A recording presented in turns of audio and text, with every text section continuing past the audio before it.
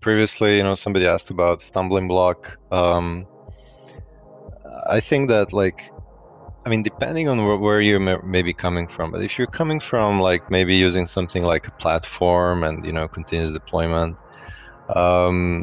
Docker is actually gonna slow some things down for you in the pipeline.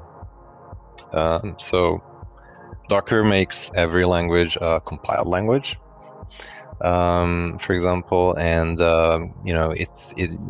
suddenly your pipeline involves physically a large artifact that you have to move around. So if you have a test suite, a comprehensive test suite that you trust, it needs to run for a certain number of minutes. Large systems have a test suite that if run sequentially would take maybe 2 hours to run.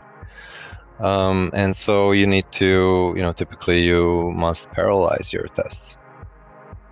And in a Docker-based delivery, kind of the problem that we faced as a CI kind of vendor in the early days of Docker, because Semaphore showed up, in 2012 before containers in Docker, was like, okay, people want to build an image once and then kind of fan out into some parallel jobs, like typically some parallel testing, right?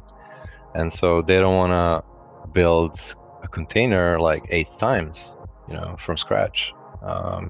So for example, in this demo, we have, some, for demonstration purposes, static tests, integration tests, functional tests. So ideally, we would just build a container image once and reuse it in these 3 kind of parallel jobs with as little overhead as possible.